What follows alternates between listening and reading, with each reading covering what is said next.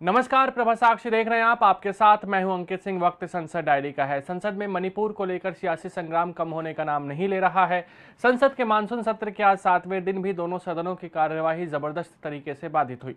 लगातार विपक्षी दल मणिपुर को लेकर चर्चा की मांग करते रहे। दोनों सदनों में नारेबाजी भी जमकर हुई। इन सब के बीच लोकसभा में कुछ विधेयक भी पास किए गए हैं। वहीं राज्यसभा में कोई कामकाज नहीं हो सका है। मणिपुर के मुद्दे पर विपक्ष अपने कदम पीछे खींचने को तैयार नहीं तो सरकार भी दबाव के आने मूड में नहीं है। लोकसभा की कार्यवाही। मणिपुर के मुद्दे पर विपक्षी सदस्यों की नारेबाजी के कारण लोकसभा की कार्यवाही शुक्रवार को एक बार के स्थगन के बाद सोमवार सुबह 11 बजे तक के लिए स्थगित कर दी गई। हंगामे के बीच ही लोकसभा ने खान और खनिज विकास और नियमन संशोधन विधेयक 2023 को मंजूरी दी। वहीं the national nursing and midwifery commission bill 2023 और the national dental commission bill 2023 को लोकसभा में पारित किया गया। निचले सदन में स्वास्थ्य एवं परिवार कल्याण मंत्री मनसुख मांडविया ने कहा कि सरकार देश में राष्ट्रीय आयुर्विज्ञान आयोग लेकर आई और आज इसके माध्यम से पारदर्शिता के साथ अच्छी एवं गुणवत्तापूर्ण चिकित्सा शिक्षा दी जा रही है। राज्यसभा की कार्यवाही। राज्यसभा के सभापति जगदीप धनखड़ ने तृणमूल कांग्रेस के नेता डेरेक ओब्रायन के साथ हुई नोकझोंक के बाद शुक्रवार को उच्च सदन की कार्यवाही 11:27 पर पूरे दिन के लिए स्थगित कर दी गई। आवश्यक दस्तावेज सदन के पटल पर रखवाने के बाद सभापति ने कहा कि भारतीय जनता पार्टी के विनय तेंदुलकर सदन से सेवानिवृत्त हो रहे हैं।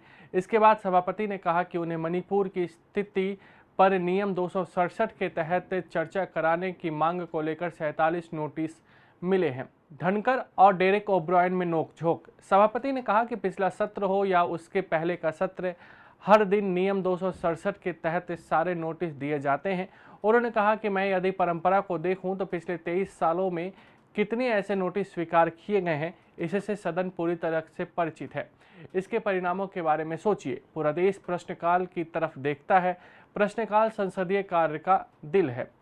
इसी समय डेरेक ओब्रायन ने टोकते हुए कहा कि सर, हम सब इससे वाकिफ हैं। धनखड़ ने कहा कि आप वाकिफ हैं, लेकिन आपको यह बताने की ज़रूरत नहीं है। ध्यान से सुनिए, ध्यान से यदि सुनेंगे तो आप समझ पाएंगे। डेरेक ने फिर कुछ कहा तो धनखड़ ने उन्हें टोकते हुए कहा, श्रीमान डेरेक, नाटकीय में संलग्न होना आपकी आदत बन गई है। आप हर बार उठते हैं, आपको लगता है कि यह आपका विशेषाधिकार है। वह न्यूनतम चीज़ जिसका आप उदाहरण दे सकते हैं वह कुर्सी के प्रति सम्मान प्रदर्शित करना है।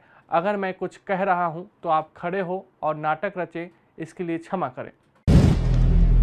अगर आप भी लेना चाहते हैं देश दुनिया की तमाम जानकारी तो आज ही सब्सक्राइब करें हमारे चैनल को।